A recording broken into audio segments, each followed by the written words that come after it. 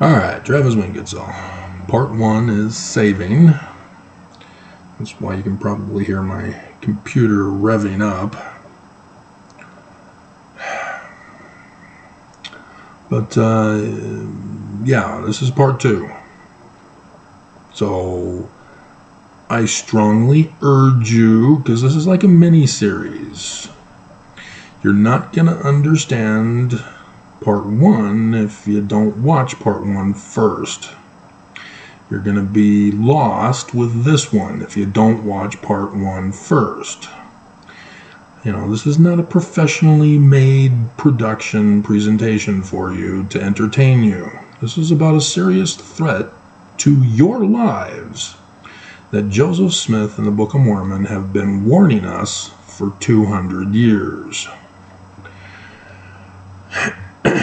And I woke up this morning and was inspired to do this. I was hoping it would be one video. Turns out that's not going to be the case. But I've done series before, so this is no stranger danger to me. I'm going to put these as part of a playlist. I'm going to make sure that that playlist is put on the home page of my video or my channel so that you can have easier access to it, so that you're not going to be lost, don't know where to go to find part 1. I'll even try to remember to put part 1 in the description below. Like I said, try to remember. I should write all this stuff down, but I'm not. At least I have the theme song in the description below is going to change. So instead of Burn in Hell, which was a perfect theme song for this, I'm going to instead stick with September. And if you don't understand why are you Mormon? You're obviously not studying the words of Joseph Smith in the Book of Mormon. Specifically, Joseph Smith in this particular case. Because this is the bicentennial year of the day that shall burn as an oven. And Joseph Smith and the Book of Mormon adds prophecies for the latter days. And so, yes, on the 21st of September, 1823, Joseph Smith was visited by Nephi. Joseph Smith Papers corrects this stuff. So, yes, we will be going over Joseph Smith Papers editions as well, because that's part of Joseph Smith's works. And it was Brigham Young who refused to put them in. So, in Whitehorse, yeah, you go to Revelation chapter 19. There's your white horse. Ta-da! It's 8 April 2024. I've been doing these videos for you. Alright. So, a weird thing happened as I was checking the stats this morning. At 3 to 4 a.m., so, which is weird, because you'd expect people not to be watching my channel, there was a rush of views. 434 views in that 1 hour span of time. And as my views had already flatlined, at least they were all flatlined so that they all looked big. But instead, because of this 434, we've got this one line reaching the heavens and then flatline. So, yeah, YouTube does not allow me to know what caused that so that I can replicate it. They don't want me to replicate it. So whatever happened was an anomaly.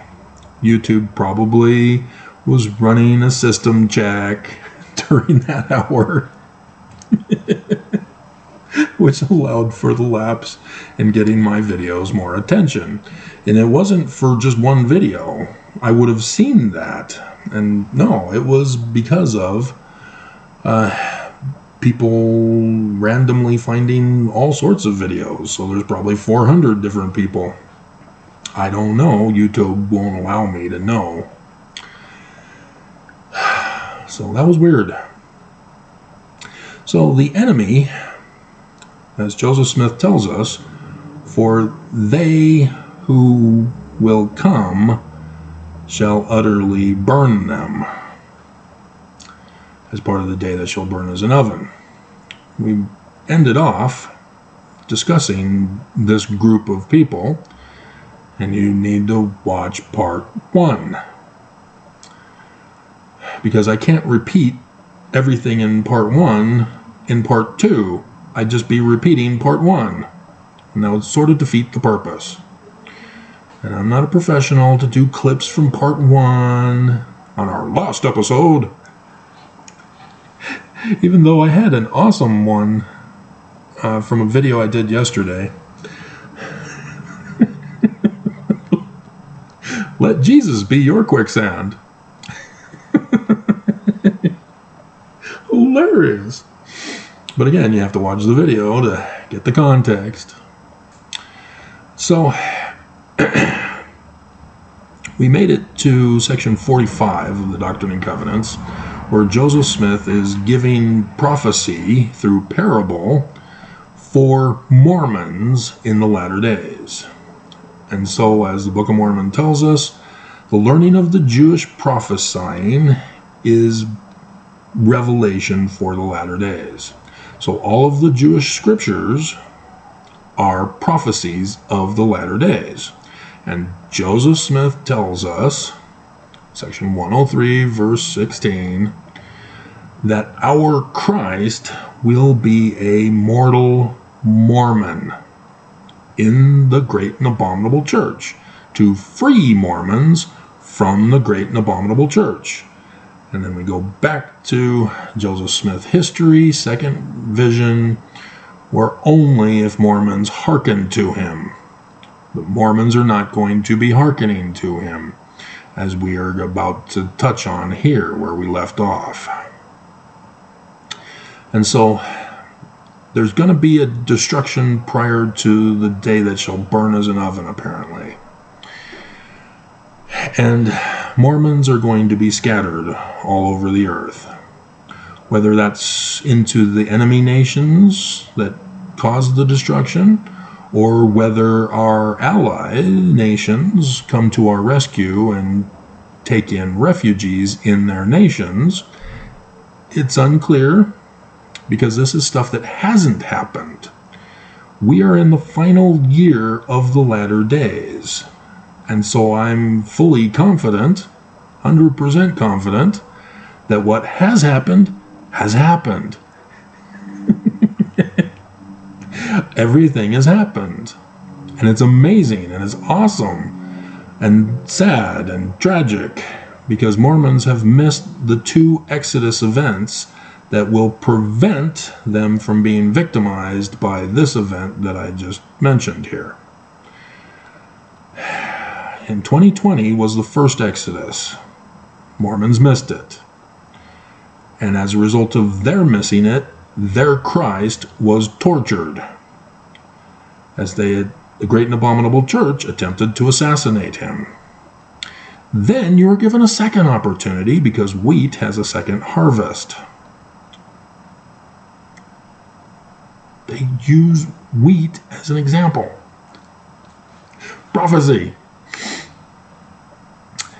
And that was in 2022. And you missed it. And yet again, because you missed it, you allowed your Christ to be tortured, and attempts were made on his life by the great and abominable church. And so, because you let your Christ be tortured, now it's your turn. Because God is not pleased with you. And so he has to humble you, because you refuse to humble yourselves to hearken to him, so that you can save your lives. So here we come. And this is what's to come for this year. Should I do Monday's sign in the heavens? It does have to do with the overall theme, but it's not it's a Samson. No, it's not a Samson. It's an Eli and his two sons prophecy. We'll touch on it briefly. I don't know if I'll remember to put in the sign in the heavens on Monday. Monday is the 1st of May. That's the date the Illuminati was formed in 1776. The Illuminati came to America, and because of Joseph Smith Sr. being the Master Mason at Canandaigua, New York, Mormons have exclusive historical information that the rest of America does not know about. Because if you go to William Morgan's Wikipedia page, he doesn't mention working on the book with Joseph Smith Sr., and yet he was. And so then when you learn that Brigham Young is putting inverted pentagrams of the Illuminati, Lucifer, on the Nauvoo Temple, on the Logan Temple, on the Salt Lake Temple, and has influenced his son, Don Carlos, to carve it on the Eagle Gate there on State Street at the corner of Temple Square, which was originally the Ponderosa Gateway for the Young homestead. But you then begin to understand what's going on in the bigger picture. And having watched part 1 first, and having followed me on my YouTube channel since way back when, 2017 in fact, you will understand what's going on. You will know and understand me. And so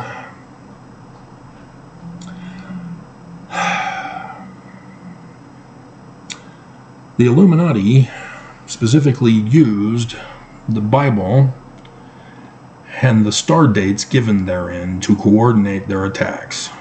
And so they're not fulfilling prophecies, they're self-fulfilling them.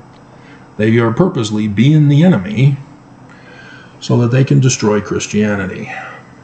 And so thus Mormons are going to be part of this destruction, because Mormons think they're Christian. Joseph Smith made it very clear we're not, and that Jesus, created by Constantine, is an abomination in the first vision. And so, yes, if you're not going to hearken because you're waiting for Jesus to come, you're going to be disappointed. Because they have been successful thus far. And Joseph Smith knows all this information because of his father working with William Morgan on this. And the Book of Mormon became that book, finished and completed. And so, yes, Joseph Smith knew he was going to be assassinated, that the Illuminati would find out about him and have him murdered, because that's what they were going to do to William Morgan. William Morgan didn't want to die, even though he had learned the truth and didn't want to save America that much that he was willing to die for us. So Joseph Smith Sr., as the Master Mason, was. So he passed it on to his son.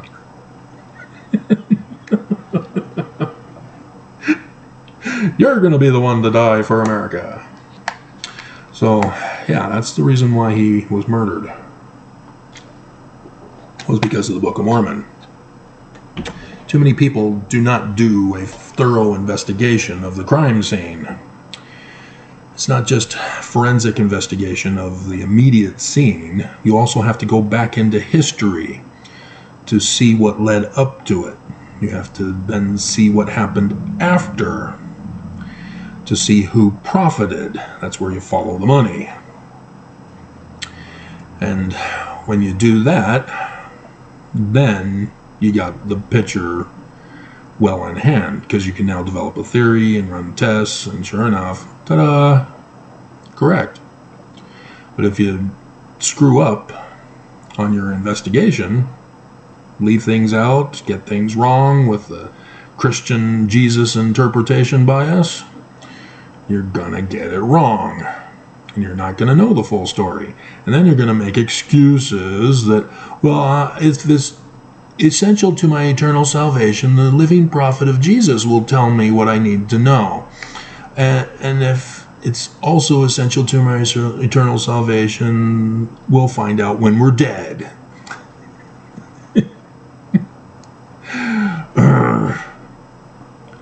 So frustrating. And so, there we go.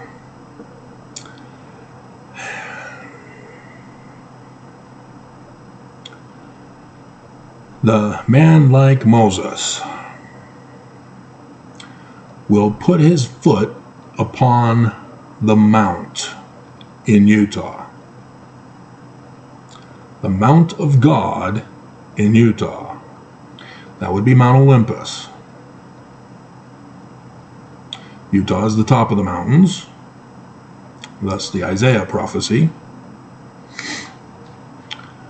And so even though Abraham Gileadi was arguing about this, was excommunicated also for that, not just the man like Moses, the church is correct that this is part of the fulfillment of prophecy, just not the good part. And so there's going to be an earthquake afterward, and he shall do YouTube videos. Shall utter his voice, and all the ends of the earth shall hear it. What do you think that means? Oh, he's supernatural, and when he speaks, everybody hears. He's mortal. There is nothing supernatural about him. These are prophecies, symbolic types and shadows. You are not to take them literally. You're gonna get screwed up. And so, Mormons are laughing at him, but they shall see their folly. Mormons are mocking him, but calamity shall cover them. They're going to scorn him. How dare you take the Jesus name in vain? They'll be consumed. And they're going to watch to catch him in iniquity. But they're going to be hewn down and cast into the fire. The day that shall burn as an oven. And this is the bicentennial year of the bicentennial. I was going to do the... You didn't let me know. Monday, the 1st. The anniversary of the Illuminati.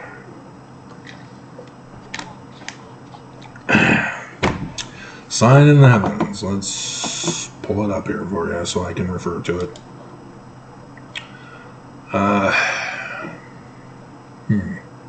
Yeah, I'm going to have to do a screenshot of the second vision picture that I have in here, because I'm going to repeat that in all the videos. So remind me. Let's see. It's in this file. And that file. Alright. So, the close-up one. Or we can go to both.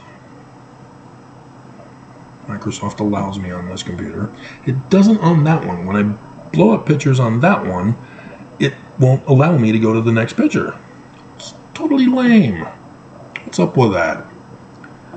Why is Microsoft being mean? Oh, this is the close-up.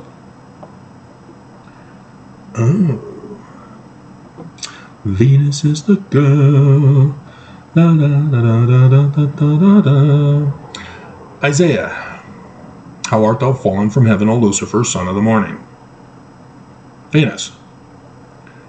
Venus is associated with the falling star of Lucifer, the inverted pentagram.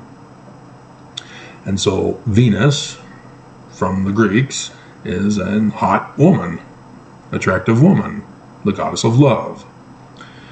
And thus the songs.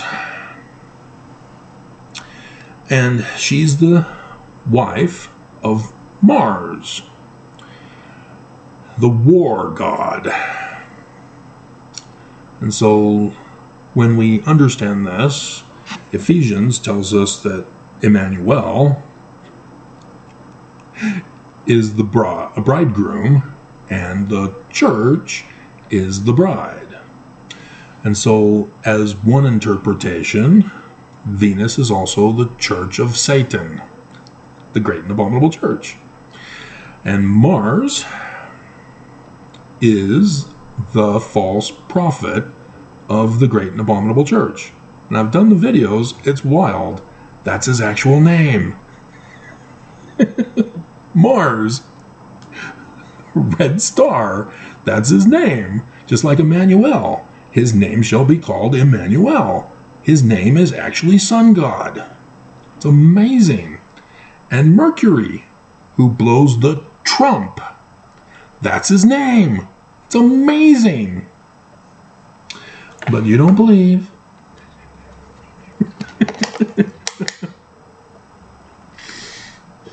And so, yes. Venus, the great and abominable church, is at the top of the horns of Taurus. And I probably should have done a copy and paste of that. And I didn't. And so, hold on here. Let's go over the signs in the heavens first. The Aquarids in Aquarius, which is the high priest symbol from the Egyptian characters. Pouring water over his head, high priest. Aquarius, pouring water, high priest. And so you have God, Father, Saturn, father of Jupiter, who is the man-child of Revelation chapter 12, who is born. He is the symbol of the man like Moses. He's the Christ. And despite Christians who are now saying that he's the false Christ, the false prophet, the son of perdition, the evil guy, God, please hurry up and destroy them. Christianity has been such a great evil for 1700 years because of all the dumb people that have emerged from the Dark Ages after the creation of Christianity. So yes, the falling stars are falling from the water of the high priest.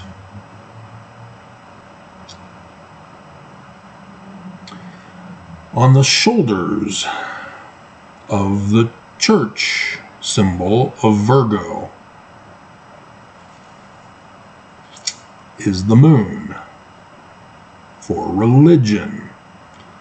Left eye of Horus on the Egyptians is the moon and symbolizes religion. Right eye, government, with the sun.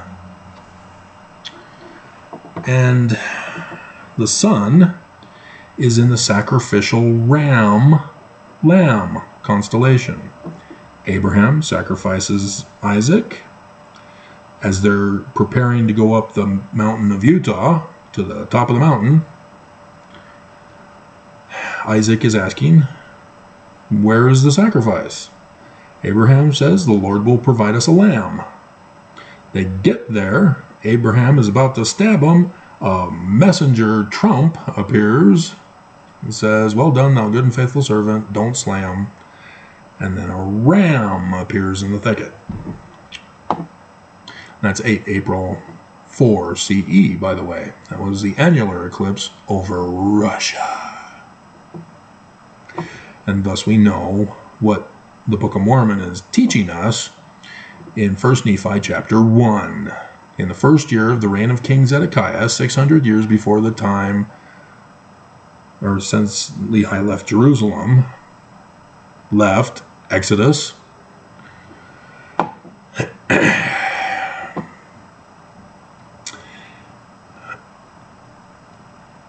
8 April 2024 is exactly 20 years later in our calendar system.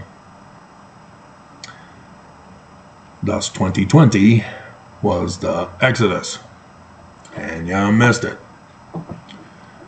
because you didn't hearken. He even parted the waters for Mormons to pass through on dry ground, and you missed it. And so Jupiter is still at the tail of the foxes, having burned the fields of the great and abominable Philistines. And so, yeah, they're going to burn his wife on 14 October 2023. See how prophecy works? And so the sun is in Aries, the sacrificial ram constellation. Taurus also is the Apis bull of the Egyptians for the transfer of authority from the Father to the Son. And Mercury is there with the Sun. Mercury is government, the government leader. And he's getting thrashed in the court system right now. He is getting sacrificed. Ta-da! So Mars, the false prophet of the great and abominable church, with the great and abominable Jesus Christ as the name of the church, is in the two suns constellation, Gemini. He's now in the one who's immortal, who resurrected his younger brother when he was dead. But this has to do with Eli and his two sons. Because on 10th ER of the Jewish calendar month, which is the Babylonian version, it's Ziv in the Bible as a pre-name for the constellation for the month, is the Jewish understanding of when Eli and his two sons die by the hand of the Lord for their disobedience at the temple. So now can you see how May 1st, on Monday, is a symbolic teaching of this? No, because you're wanting to fulfill 3 Nephi chapter 1, how Mormons in the latter days are going to get bored and not believe in any signs in the heavens anymore. Yeah, you fulfilled that one. Good job. Because when the tetrad occurred in advance of the latter days, you were all, oh, is this it? Is this it? Oh, wow, we can prove the church is true. Monson came out and said, nope. And he dashed your hopes. Except for Daybell, bastard. God. That trial is going on right now as well.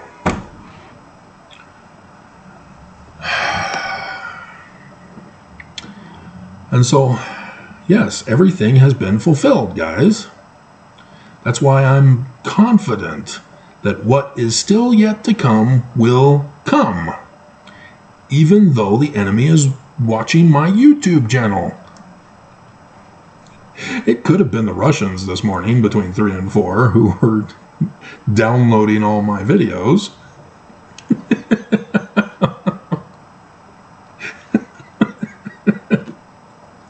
They used to do that on my website, but they didn't download them. It wasn't a copy and paste thing. It was they went to the text of the system to copy that and download that.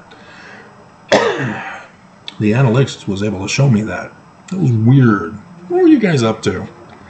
But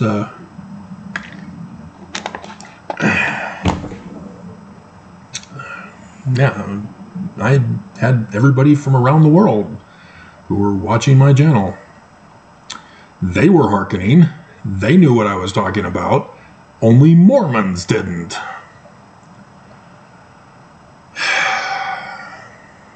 So, yeah, Eli and his 2 sons has to do with the name of God, Samuel. Shem, name. Shemuel, Samuel, name, God. El, God. And so the name of God is given up by his mother because she says, if you can give me a child, I will devote him to you. Give him to the temple. And so she is granted her wish, has a child, gives him to the temple. And God is in charge of the temple. Eli, El, God. And he has 2 sons. And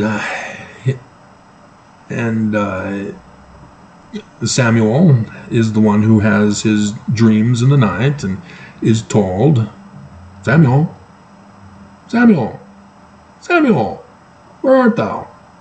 Here I am, I heard thy voice, and didn't hide myself, went to Eli to ask him what was going on. And Eli said, it's nothing, go back to bed. Until, what was it, the 3rd time? When Eli said, well, ask him what's up. And so we then find out in the story that Eli's sons are naughty boys. They were having sex in the wrong room of the temple. And yeah, I just blew your minds. You have no clue what I'm talking about, and that's just sounding abominable.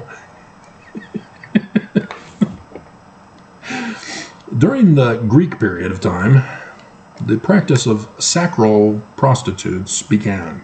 That was just for women. And it was a symbolic representation of creation. And so the creation of heaven and earth is comparable with the creation of mankind. And this comes from a de-evolution of the Egyptian stories and practices as a result of the stories. It was also part of the practice of the Mesopotamian cultures as well. And so, yeah, the Greeks likewise had their version of the practice. And so to encourage temple attendance, women who were unmarried could still find employment and be taken care of by the church by working in the temple as prostitutes. And they would have other duties when there weren't men there wanting to have sex with them to reenact the creation of life.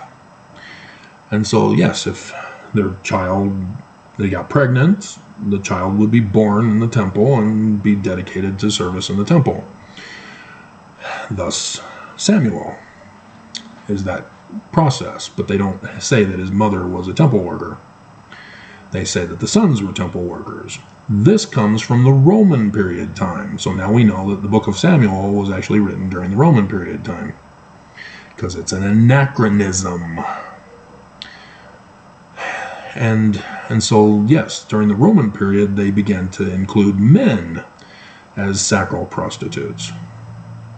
Whether that's because the boys born to the female sacral prostitutes were kept in the temple, and then the practice began, hey, why not have them also be a part of that? I haven't found the Roman document to confirm when this transition occurred yet, but regardless, the practice of male and female sacral prostitutes were involved. And so we know that the book of Genesis likewise was written during the Roman period time frame because of Sodom. And everybody gets that wrong because they don't understand it, because they're including anachronisms in, just as the author put anachronisms in. But it was purposely done for the symbolic purpose for the latter days. Because Mary, the mother of Jesus, is a sacral prostitute at the temple. But she's supposedly brand new. Not supposed to have gotten pregnant yet, had a baby, thus a virgin. And so, yeah, the extra text that was rejected from the Bible indicates that that's why she was pregnant with Emmanuel, the sun god. And so in Matthew, we then find an other variation of that without telling us and explaining to us why Mary was espoused to Joseph and why she was pregnant. But that's why. That's how. And so, great and abominable church, woman in the great and abominable church gets sealed in the temple of the great and abominable church to a man. They give birth to the man like Moses to rescue Mormons from the great and abominable church. It's that simple. Don't get complicated and say that Zeus is going to have sex with a 14-year-old Mormon girl. Again, you watched part 1, right?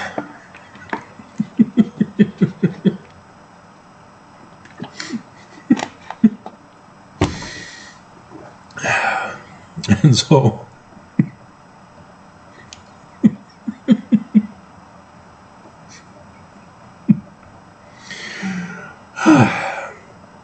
and so because they were having sex in the wrong room, God killed them on 10th of Iyar, the Hebrew month, which is a Babylonian month, because they got assimilated into Babylon with the captivity. They were not separate as Daniel leads us to believe they were. Daniel actually was also written during the Roman period time to try to get the Jews to not be assimilated into the Roman period, after having already been assimilated by the Greeks and already assimilated by the Babylonians and the Persians so yeah, the Jews are not as righteous as they would like to think they are, but that doesn't mean you murder them. God. Okay. So, yeah, Monday. So, you have Eli, who's the high priest of the great and abominable church. It's the president of the church. And he's with the two-sun constellation. But him, as Saturn, is in the high priest constellation, with the falling stars being the water being poured out.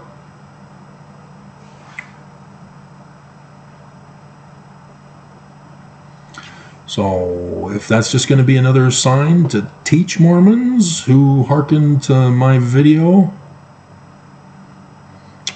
and they're going to not hearken to fulfill prophecy 3rd Nephi chapter 1, that's up to you. It's not up to me.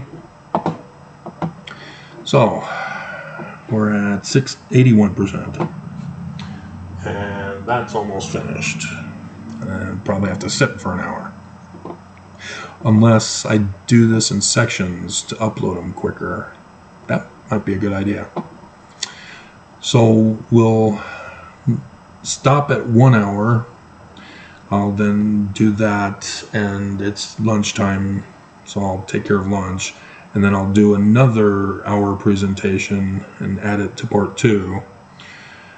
And then go from there. Okay, sounds great. And yeah, I have some deliveries coming today. As because I had found out about Monday, I was inspired to get some stuff this week and inspired to go grocery shopping yesterday. If nothing happens on Monday, I'm changing it. I'm going to the grocery store twice a month, not once a month. However, because groceries are so expensive, I'm going to have to cut back on my diet. Let's just get the more prominent stuff. UPS always knocks at my door when he delivers my packages. So, yeah, if I get a knock on the door, I'll know that's him. Unless it's a new person that won't know to knock and will put it in the locker thing. But they're working now. That problem has been fixed. Yay! So, alright. So Mormons are going to persecute their king. Verse 53 of section 45. Because they won't hearken to him, and they miss the exoduses. And that sets them up for attacks by the great and abominable church. And so, when he steps on the mount, he's going to be wounded in his hands and his feet. Mount Olympus. And Mormons are going to look on him and say, what are these wounds in your hands and your feet? These are the wounds which I was wounded in the house of my friends. And I am Emmanuel. He uses Jesus here. You're not supposed to put Jesus here. You're not supposed to believe this is literal history Jesus. Created by Constantine as not real. And crucified? No. This is the cross that is formed by the sun when it's eclipsed, that crosses over America at southern Illinois, where Zion and New Jerusalem are to be built. 19 July 1840, the mountain cities of Zion and New Jerusalem. 8 April 2024. And so this is kind of mixing the time period up here, because this has to do with events that have already happened, with events that have yet to come. And so that's why it's important to read these as to what's to come, because what's already happened has already happened. It's true. It's amazing how true the Book of Mormon and Joseph Smith are. And again, part 1, specifically in that case, to ex-Mormons, former Mormons, and non-Mormons. Because Mormons are like, yeah, well, obviously they're true.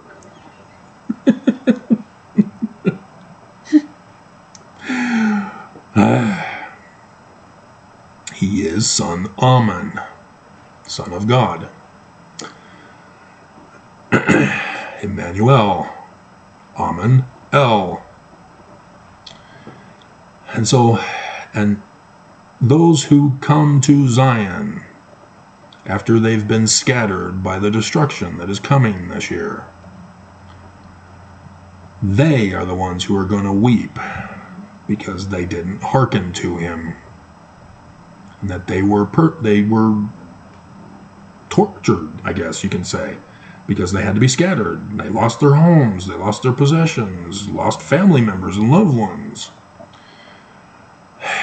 You know, the desolating scourge occurred. They didn't hearken to him. They didn't leave in the Exodus. He parted the waters. Literally, he parted the waters. And you didn't go. I thought that was a symbolic representation of the afterlife until it happened. And now it's both. And many more.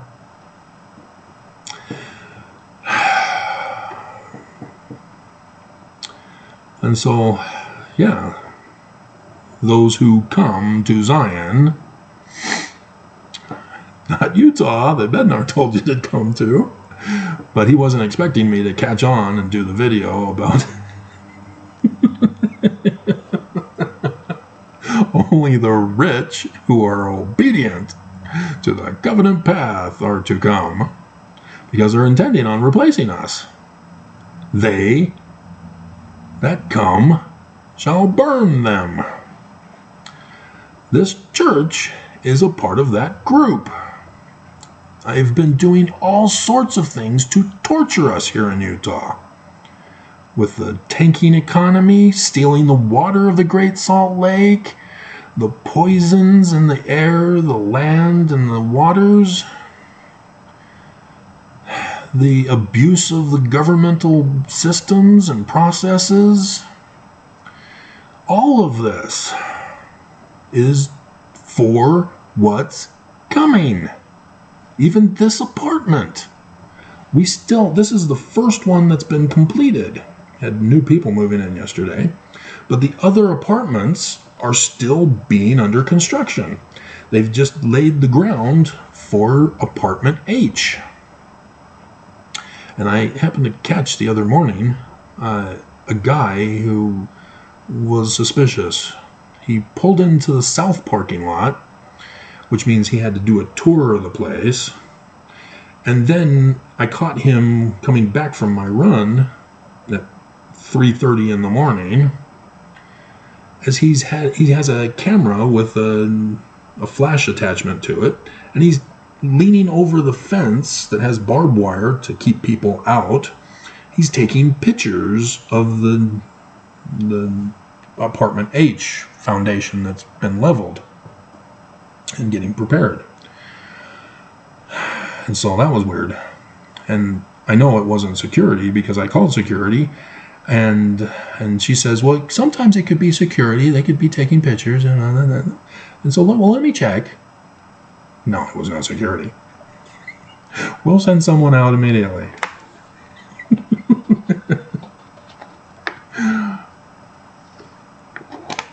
But, yeah, there's lots and lots and lots of apartments being built that are getting set up to be ready this year. Do you now figure out why?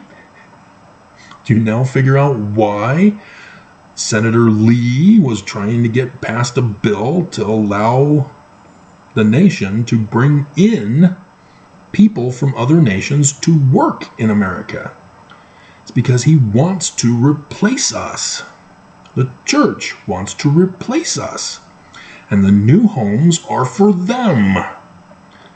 And so, yes, we are going to see a scorched earth policy from this foreign enemy, apparently. And they are going to bring in their people to occupy the land. Utah has Bears Ears uranium. There's one country specifically that wanted our uranium, and we're making deals with the church and the governor for uranium. And the governor came out and said, this is not for oil mining or other mining. You guys are silly. Just let us get away with this. And the Washington Post exposed them, and it was shut down. And so, yes, he had to get his uranium elsewhere and got another person to cancel contracts to allow them to do this. But, yeah, they still want uranium. Why do you think they went into Ukraine? And so, yeah, even though they'll sacrifice one to blow it up, don't be foolish. Don't be a foolish virgin, which also is in here. And so, yeah, they're purposely going to replace us. That's why they were rounding up the homeless in the shelter, which does not get funding for the homeless. It gets funding for the corporate board, who launder the money back to the church. This is why they have no intention of housing the homeless. It's all so they can have them in one location so that they can be prime targets for destruction when it comes. And so, yes, if you think you're a good, righteous Mormon, sorry, the devil does not support his own. You were not obedient in divorcing your wife and marrying a 14-year-old girl. And so, yes, they're going to bring in other people who will be obedient and who already are obedient. They're just not Mormon. So, yeah, the church is making business deals with our enemy nations. I told you this was dangerous. Look at that, it's saved.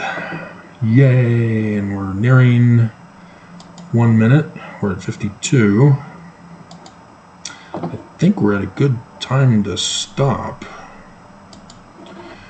Let me finish this up. Part uno. So yeah, part 1 is at the beginning. I'm going to make sure to get a playlist for these video series. Try to remember to put them on the home page. And hopefully it's not on Monday. But again, it's last minute notice. And so what are your priorities? What's more important to you? That Joseph Smith and the Book of Mormon are true, or whatever else you do with your weekend? But I don't know. We'll have to wait and find out. Like I said, it could just be another sign in the heavens for me to tell you about and for you to ignore and not believe. But yeah, this also includes April 2024, when the end of the latter days happens, and we now transition into the millennium, where the leader of the church is going to be arrested for the rest of his life, so that he no longer has control over anybody, especially Mormons. And thus the parable of the 10 virgins. So, those of you who are aware, yeah, you can come with me, rather than being, well, unless you're being taken hostage out of the nation. That's the thing, we don't know exactly what's going to happen here.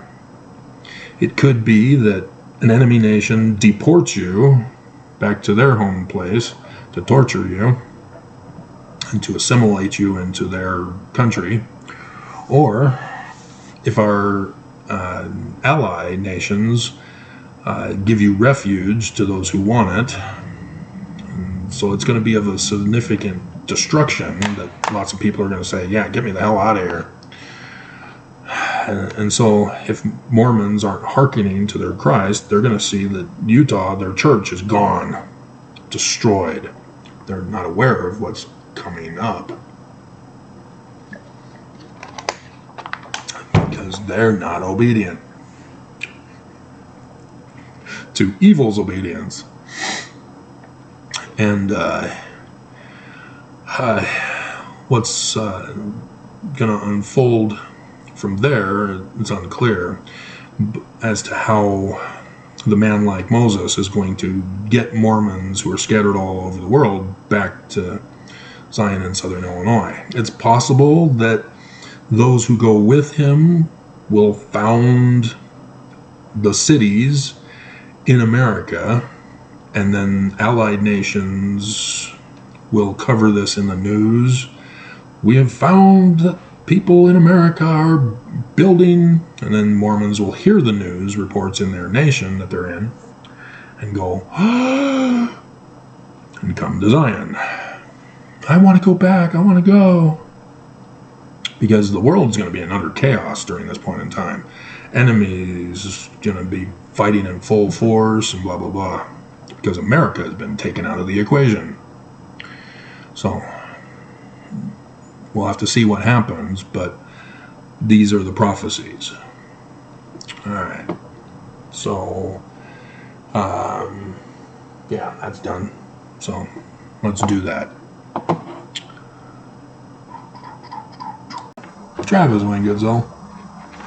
Almost had a major faux pas with the headphones plugged in. That's the last thing I need is a whole hour of video unable to be heard. So, yeah. I want to watch these videos. As I was born and raised in the church wasn't giving me answers to my many questions as a kid. And so because of that, I then grew up to learn that if I wanted to get the answers, I had to seek for them. I had to search for them. I had to investigate and learn about them. And as I came to find out, the world likewise didn't have the answers I was looking for, like Paleo-Hebrew.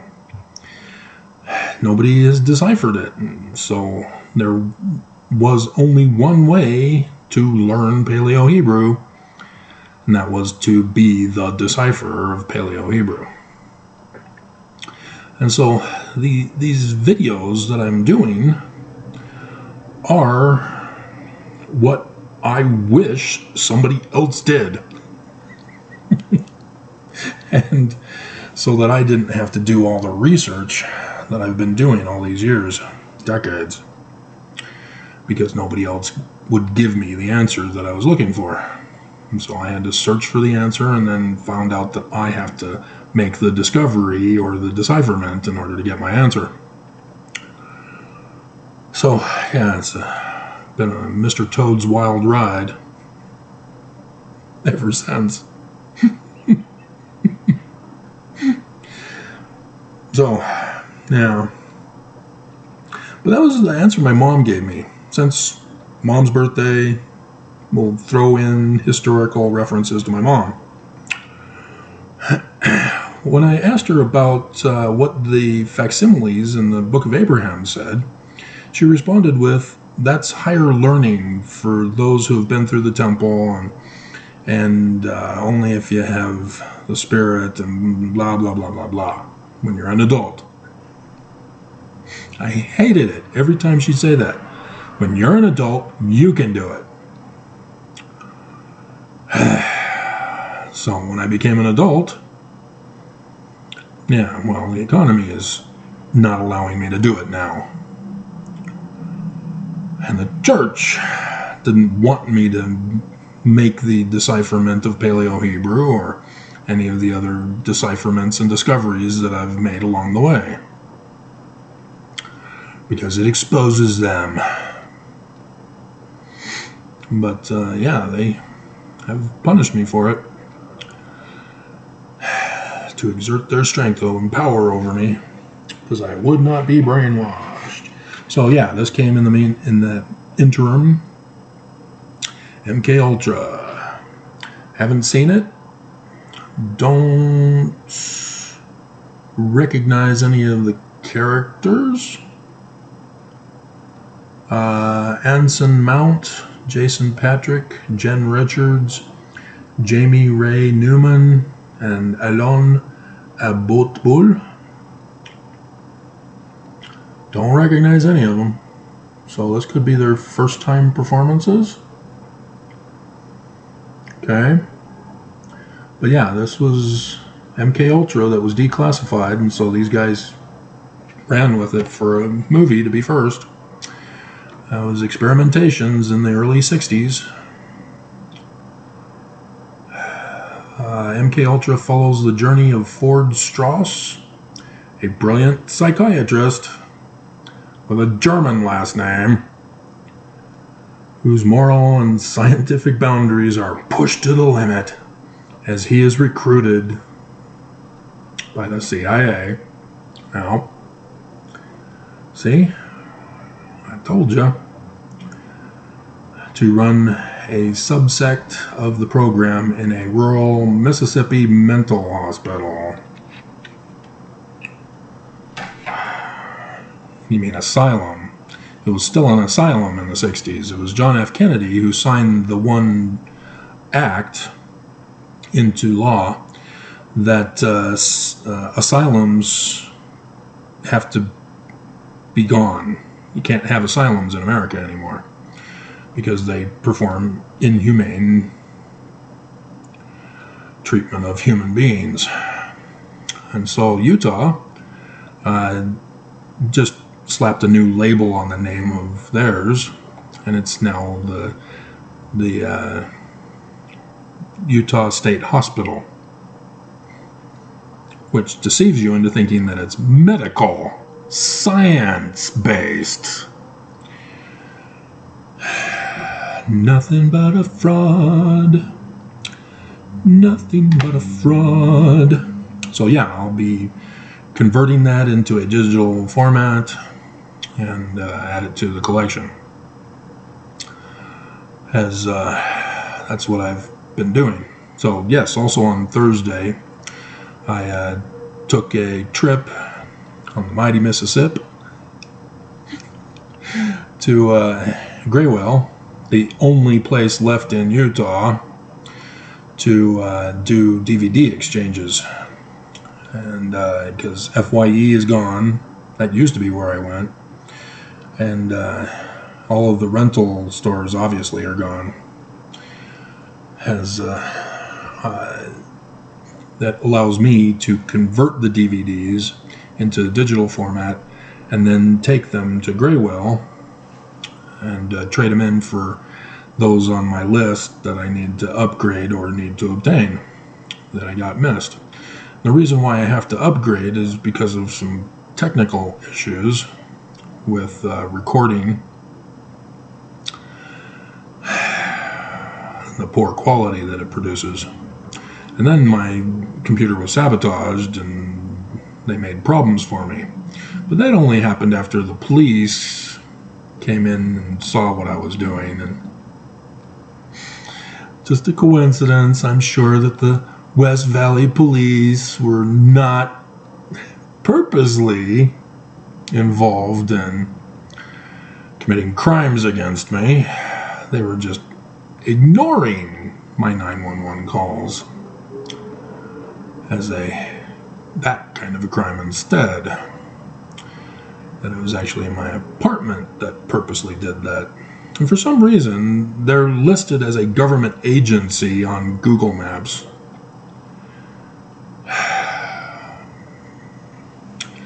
That is weird.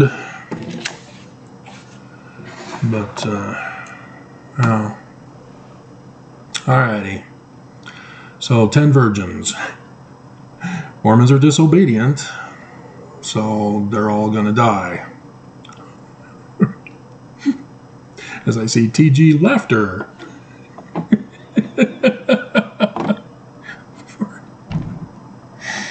Are you kidding me? Who put that in here? Bruce? Was it you? See, they that have laughed shall see their folly. This is mocking laughter. This is somebody who's laughing at their Christ. This is prophecy of Mormons laughing at their Christ. Because they don't believe he's real. They'd rather believe in Jesus, who is not real. And some dumbass from, this was 1981 edition, put TG laughter. And so you're going to have TG laughter mixed with good laughter and mocking laughter. Dear God, a bunch of dumbasses. The whole thing needs to be revamped. We need to put Joseph Smith stuff in that were refused to be put in. We need to fix this. So we need to set in order the scriptures, not just set in order the temple. And I need help. I had a couple of people who came to ask for help. And so I gave them a test to see if they would help. And the first one, yeah, and then he bailed on me. And the second one reached out, gave him his first assignment, even said, if this is too much, if this is not what will work for you, let me know. I'll get you something else, because there's lots of different kinds of projects. I'm just testing to see who's going to actually help and who's just saying they're going to help and then don't help. So, haven't heard from him since. Not even on YouTube comments. Alright, so, we've covered section 45 now. The new stuff for the latter days that Joseph Smith added. Now that you understand how to decode it, as it is prophecy in the learning of the Jews as revelation for the latter days, as Joseph Smith himself tells us that's what he's doing. And he got that from the Book of Mormon, which, again, 1 Nephi chapter 1, verse 2, learning of the Jews. So it's not Christian, it's not Jesus. That should tell Mormons all they need to know. But because this is the church of the Danites, who purposely sabotaged Joseph Smith's church by going around converting people to the church thinking that it was Christian with Jesus. And as a result, chaos and murder ensued, and sex with polygamy. The Danites were the ones who were committing polygamy. And they were blaming it on Joseph. And so, that's why they tell us, still to this day, that Joseph was a polygamist. Because they were the enemy. They are the enemy. And ex-Mormons, former Mormons, and non-Mormons, you've been fooled by the ones who were guilty.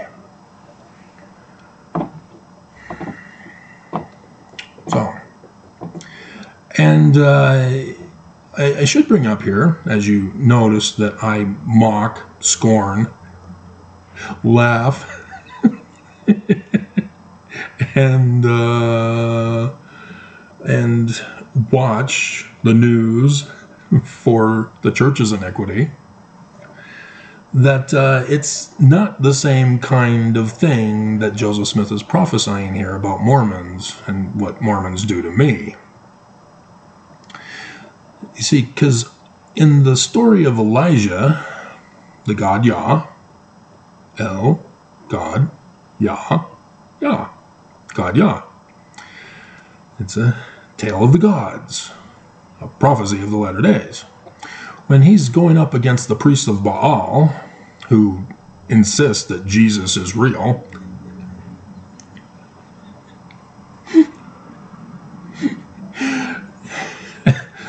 Emmanuel mocks them.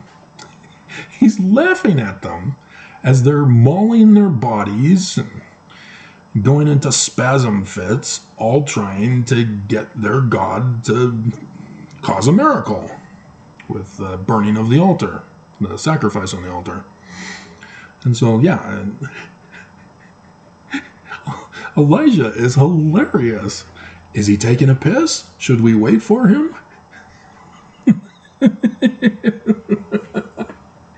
You're not going to find that in our King James Version. It's translated incorrectly.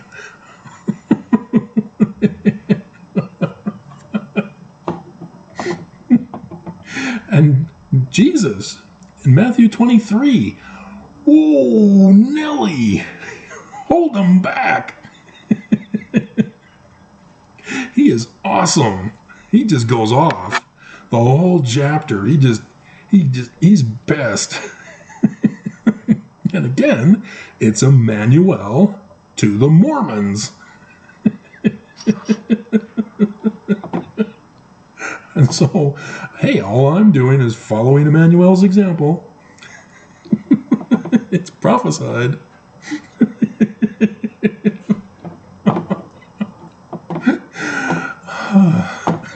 Hilarious. I should have gotten myself some more. Oh, there it is.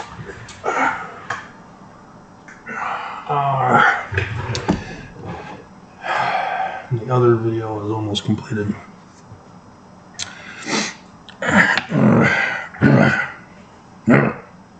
So yeah, as I had replaced the screen with the other screen that I had, so because the other screen was leaning forward. Why did somebody design it that way?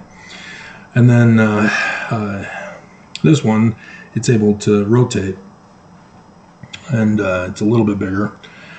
And then I had bought a new cord, because if you remember when I did the video telling you that I had the red screen of death, it was because of the cord.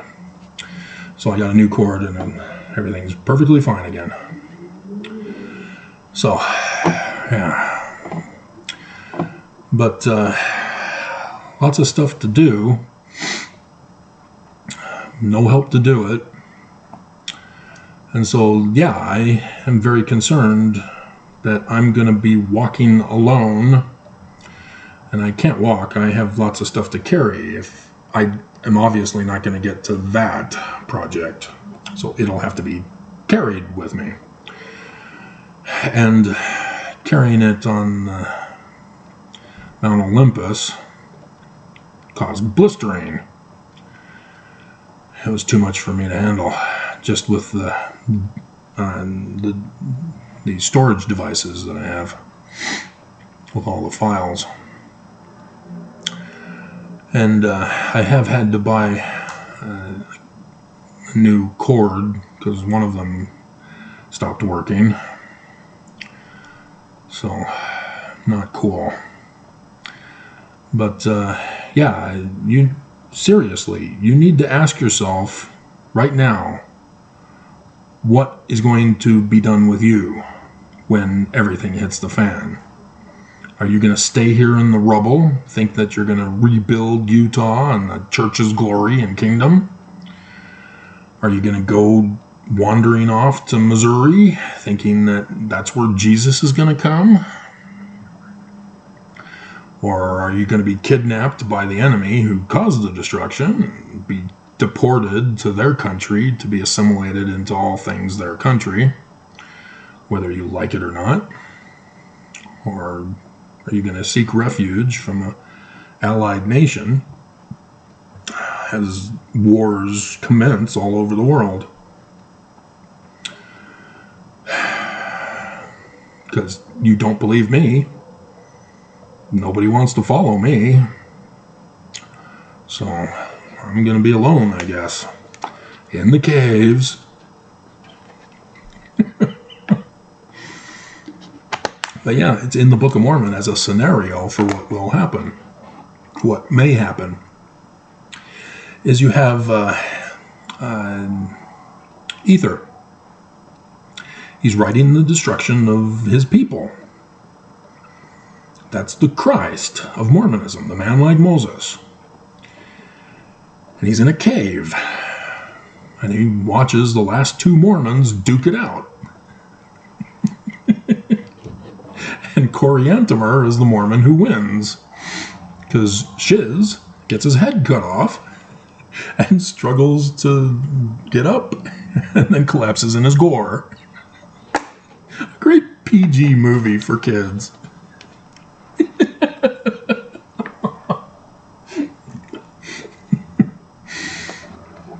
And so he then goes wandering the earth, places his plates that were found by Limhi and his people.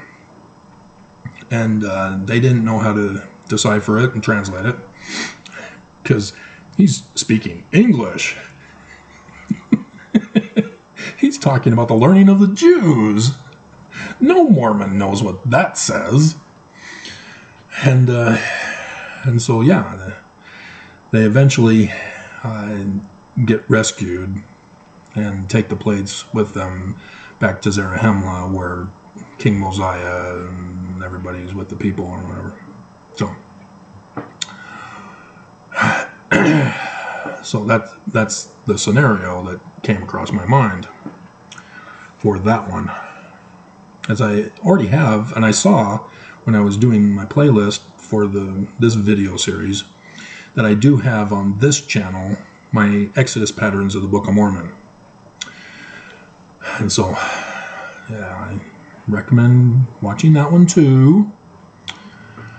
But, well, you really need to seriously think of what you will do, if you haven't already, and I doubt you have.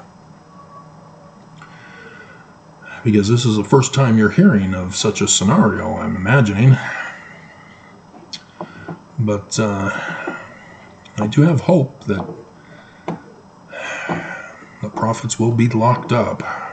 Hopefully that's what it means.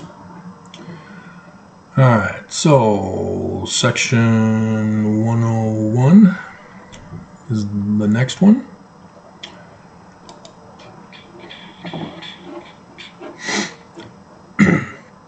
So you've heard me talk about how the book of Revelation, chapter 12, is the start of the latter days, giving us a star date for it. And then Revelation 19 gives us the end of the latter days with the star date that's given in there. And yes, that's where the white horse prophecy comes from, with Joseph in July 1840 explains this for us.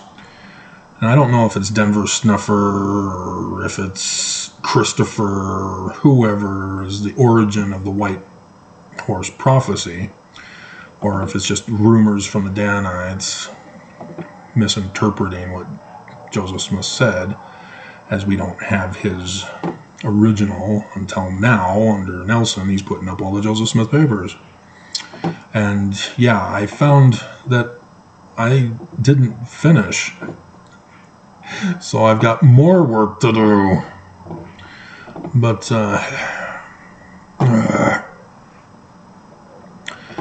yeah, it would be nice. It would be nice if it were a female. That's what I was hoping when I had gotten married the second time around. I knew the latter days was eventually coming, and I was hoping that she could help me. Turns out, no. And then it was too much for her. She demanded that I make that most popular video of mine ever, because she wanted to know when the date is that we're going to Missouri, as we had thought back then still. I didn't know about the July 1840 document. And so she said she didn't want to walk, and that stressed her out, is because, you know, I'm not walking, no! Yeah. Too much for her to handle. And I said, but we can have other members help give us a ride, and maybe your family can give us a ride. And family didn't like me anyway, and so I would then have to tell her after she abandoned me that her family can give her a ride. But there were several opportunities for the Exodus, and both of them were missed. She was around for the 2020 Exodus, and I had warned her about it in advance, and nope, she refused. She stayed behind and became a pillar of the Great Salt Lake, pillar of salt of the Great Salt Lake. And then in 2022, yeah, I bumped onto her on the bus while I was incarcerated at the shelter. And so, yeah, that was because, again, she missed the Exodus. punished by the church because Mormons missed the Exodus. They did not hearken. And that's why I'm so concerned, is because to this date, those who have been watching my channel, for the most part, not all, obviously, because that would be a fallacious argument to use the extreme examples. Only in counter arguments does extreme examples work against extreme fallacious arguments. And they're awesome to use. So please, Mormons, pull such an argument on me. I dare you. So, but yeah, this is, we're going over in real time here what will become of you. And if you survive, you will be forced to be humble, compelled to be humble. Alma chapter 32. All right. So, section 101, verse 43. I still haven't gotten to my mom's last letter. I have to go finding that. Hopefully with the desk that I get today, I can set that up, as I've had my first experience with setting up the desk and botched it, but it works despite the flaws. So yeah, the next one should be quicker and easier.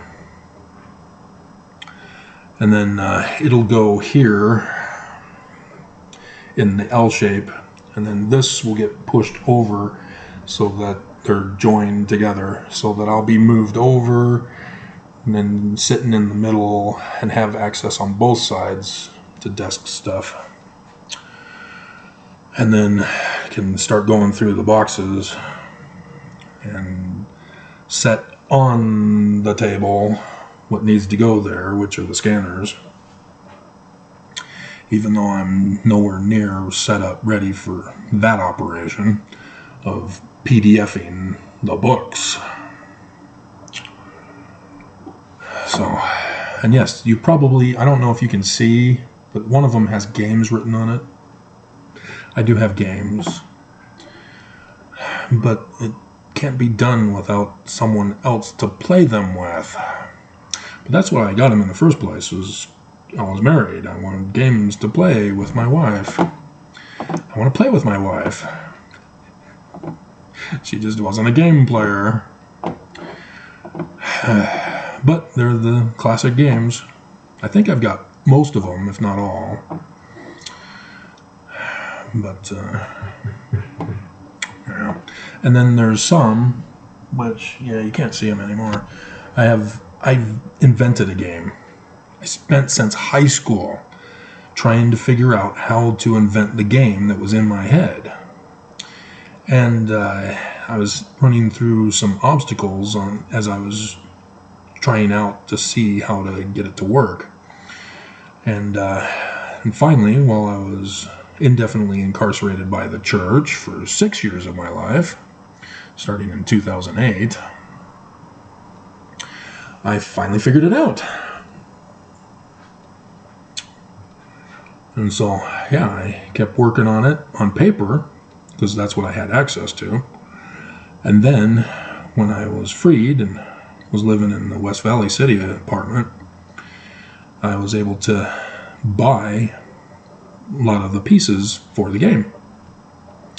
And so it's a civilization building game. But I did a spin-off variation of it, a Mormon Zion version.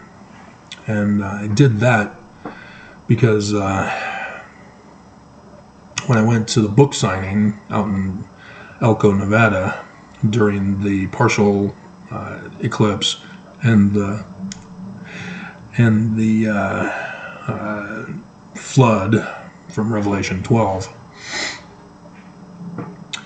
I was informed late in the game that I needed to do something that would cater to the audience which they didn't bother to tell me. And so I was thinking I was getting to go to present what I've already published. And that's not what they were intending. They wanted to change me to get me to conform and comply to what the church wants me to do. So, overall, it was a big bust, as not a single person continued with me to this day from that event. Even the people who took me, and my wife at the time. Because apparently, they weren't interested in being friends with me. He thought he was helping me.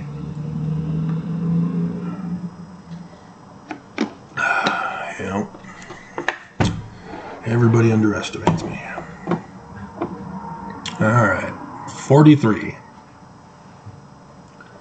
And now I will show unto you a parable, that you may know my will concerning the redemption of Zion. Okay? So you already know, because you've been following this video series, right? So Joseph Smith, in the Learning of the Jews, he's giving a prophecy through parable form about Mormons in the latter days and what is to become of Mormonism and Mormons, the Mormon Church. Okay? So don't put Jesus in, etc. A certain nobleman had a spot of land, very choice, United States of America. And he said unto his servants, the prophets, Joseph, Hiram, Sidney Rigdon, go ye unto my vineyard, even upon this very choice piece of land, and plant the 12 tribes of Israel. Start the church. Set watchmen round about. That's other priesthood leaders. Missionaries. Go out and talk about the Book of Mormon. Build a tower. When I was working on the revision of the footnotes, and I was not allowed to touch the Book of Mormon, it had already been finished by the time they asked me to help with the Bible. And so I wasn't able to make the change necessary from that passage that I went over with you. Laughter. I was informed that everybody at the church office building knows that the church office tower, the building, is the tower from this prophecy. But apparently they didn't catch on to what that means.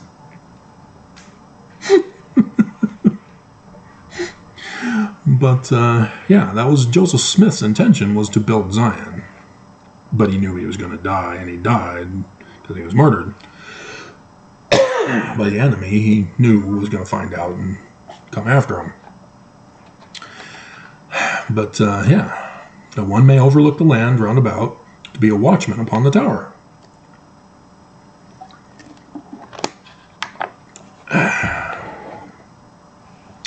That the Mormons may not be broken down when the enemy shall come to spoil and take upon themselves the fruit of my vineyard. Catch that? So it's the same thing that we're learning here. He's just repeating it in a different method of presentation, like I do with my YouTube videos. Keep repeating the same information, just present it differently. And only when the church does something newsworthy, whether church news or local news or national news, do I get to do something else. But yeah, there's an enemy coming. And that they're going to utterly destroy this valley. Mormons. Causing an exodus. And I don't know, it's like the last one indicated that it's not likely to just focus on Utah alone, that the United States also will be involved in this disaster. But yeah, many people are drooling to come in and attack America and take spoils from America. So, this was part of the plot from way back yonder. Now the servants of the noblemen went and did as their lord commanded them. Yeah, Joseph Smith was obedient. He set it all up. He started the planting. Built a hedge round about and set watchmen and began to build the tower. The temple is also part of that.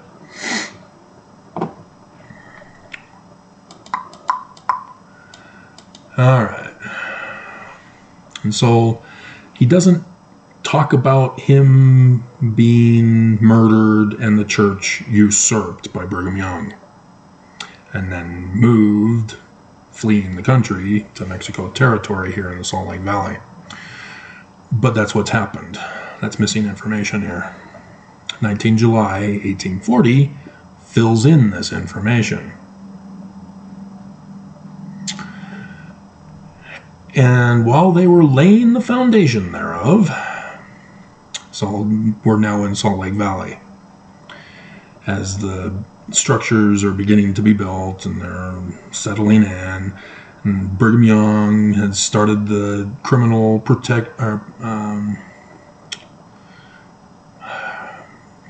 immigration fund, perpetual immigration fund,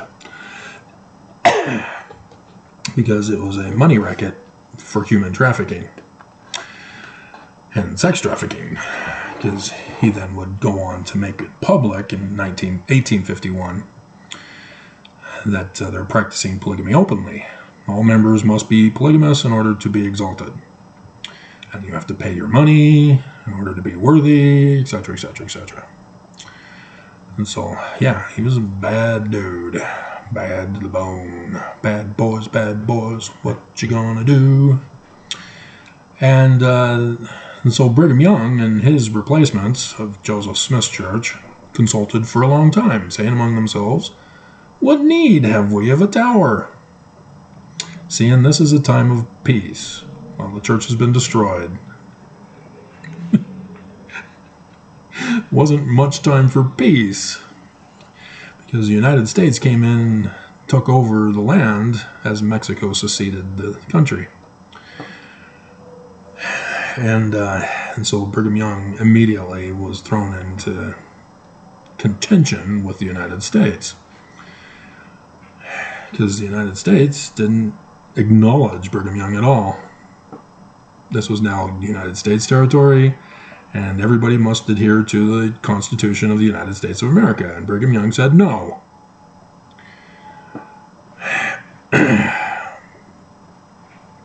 And while they were at variance one with another, they became very slothful. Mormons were slothful, and Mormons would not hearken unto the commandments of Joseph Smith. And now we skip ahead to the future, which is coming this year. And the enemy came by night and broke down the hedge. And the servants of the nobleman arose and were affrighted and fled. See, here we have the King Noah story. They had a tower. They had separated themselves from their original homeland and came to a new land, and they were claiming that this was the land of Zion. And then after Zenith died, his son Noah took over as king, and he was very slothful, but became very rich, but neglected the poor, and was involved with polygamy. So yes, King Noah is a direct connection with this prophecy, and yeah, it's about Brigham Young and his church. And so here's what the manual for the Doctrine and Covenants screwed up. It says, servants are the prophets. Amos 3:7, surely the Lord God will do nothing save he shall revealeth his secrets unto his servants, the prophets. The manual says Mormons are the servants. Mormons are not the 12 olive trees anymore.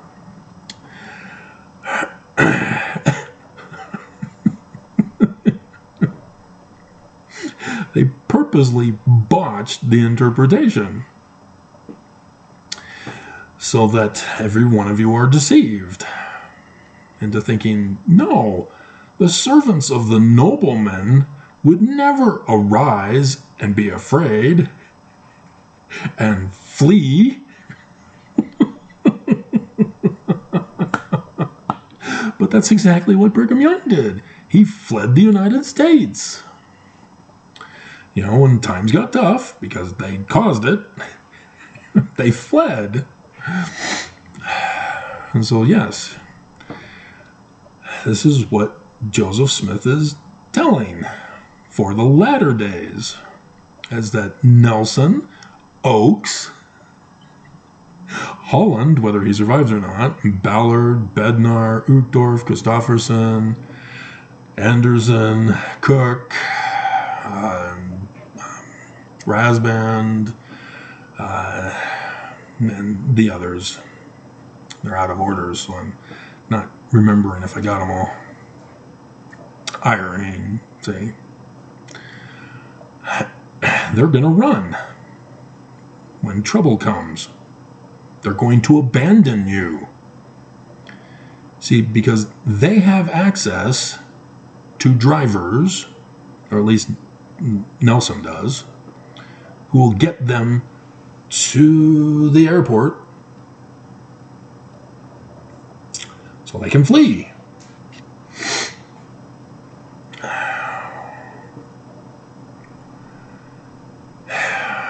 Just you watch, because it's coming this year. Supposed to anyway. Unless they find out about these videos and say, we got to prove Travis wrong, we're postponing the end of the world for a couple more years to see if Travis can die off by then. We've got other plans to assassinate him. And, yeah. And so the enemy comes in and destroys everything in this valley. Destroys our works, breaks down the Mormons.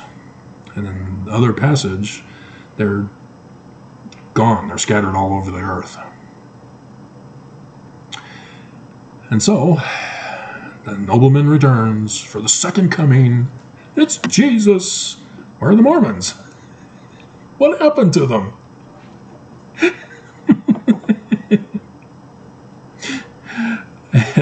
And yeah, this really isn't going to happen.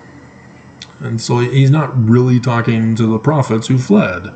They fled. Their intention is to come back when everything's calmed down and acquire the land. They already own the land of Utah.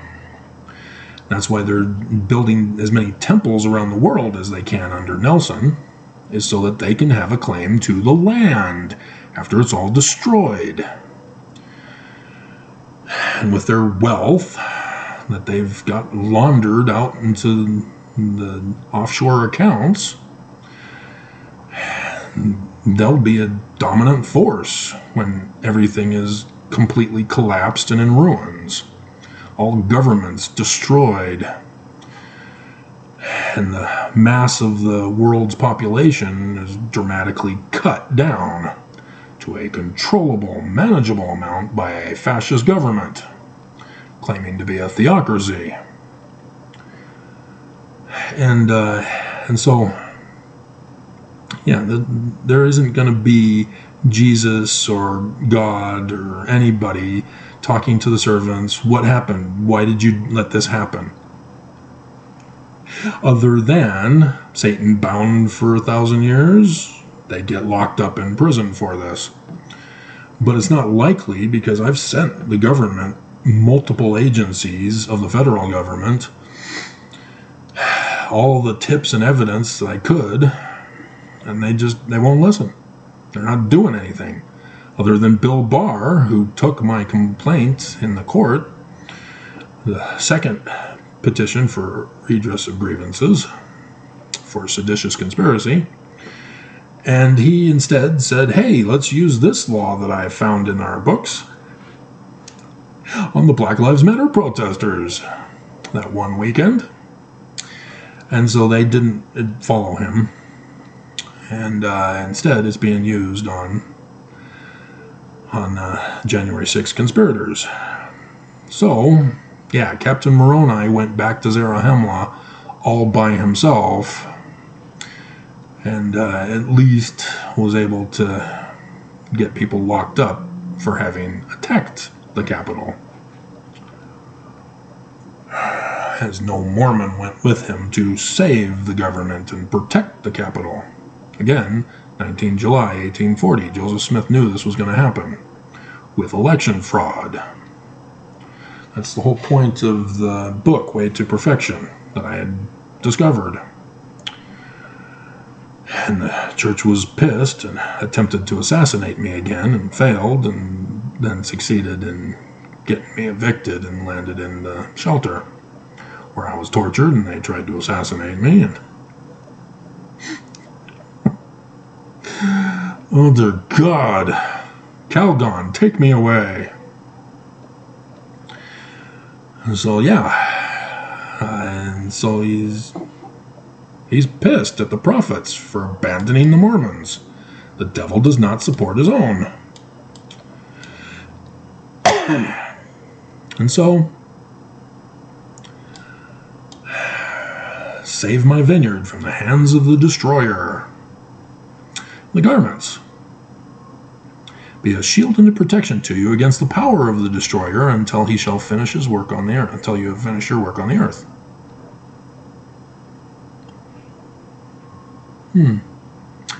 Interesting. That was Brigham Young, though, not Joseph.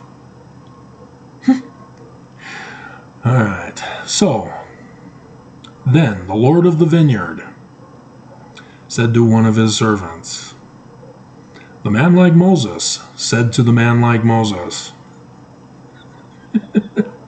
go and gather together the residue of my servants, the Mormons. Well, the residue, well, yeah. Apparently there will be some leaders. It's most likely survivors of whatever happens.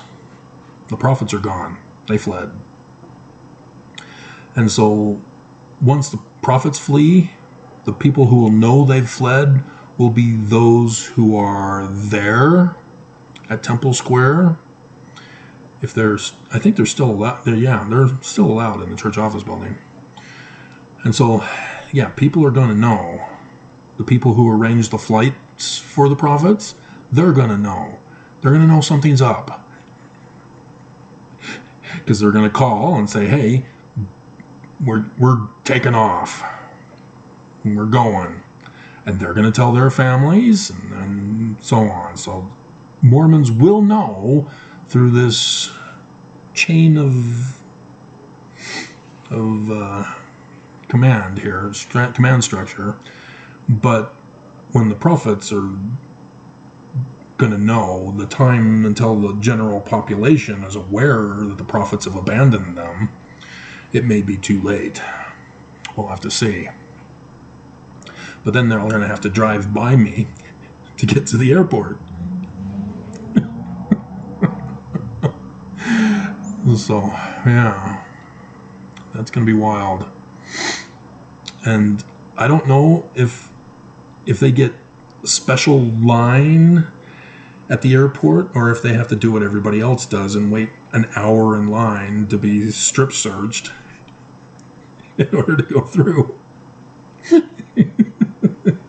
Or if they just flash their religion badge and it's like diplomatic immunity where they get to bypass all that crap. But yeah, people are going to see them at the airports, and there's going to be confusion about these prophets who are sneaking off around the world. And they normally do this every week anyway. Razband, for example, he's in South Africa, last we heard. And so this is what they normally do anyway. But for Nelson, yeah, Mormons are going to be, oh, Nelson, I see Nelson at the airport. Look, I see Nelson. That's Nelson. And then it'll go around social media. Oh, wow, this is so faith-promoting. Church is so true. And then destruction.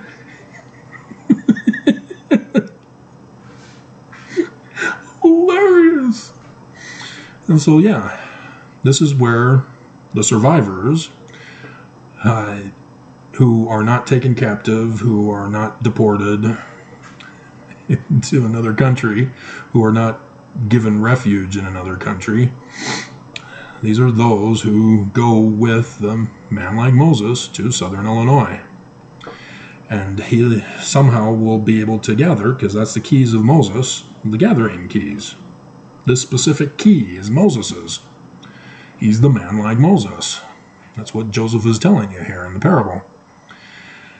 And so he says, avenge me of my enemies.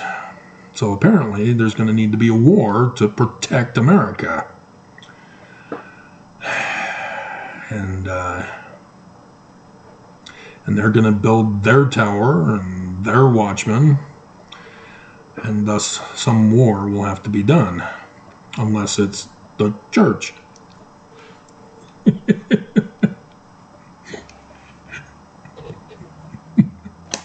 But this is after the destruction has already occurred, and they've come in and are now starting to rebuild in America. But we've seen with the war in Ukraine that, yeah, once Russia occupies one of the cities, that's what they begin to do. They start to settle in and such. But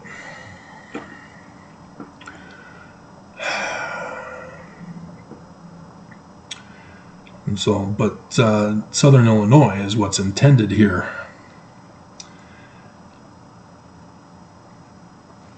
So,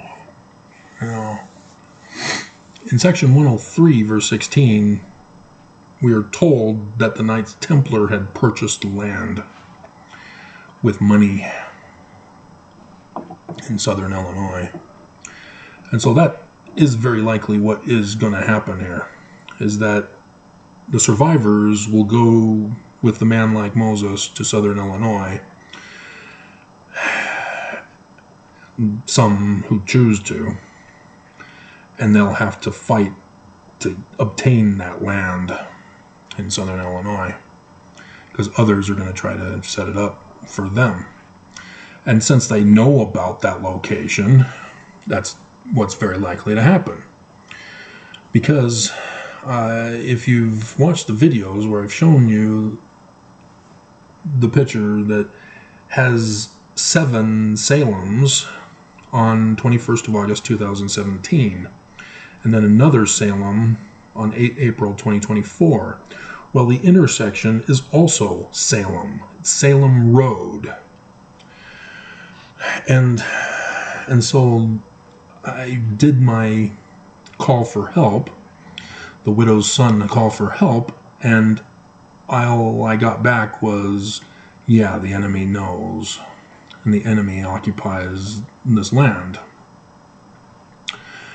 And so that's what I was afraid of.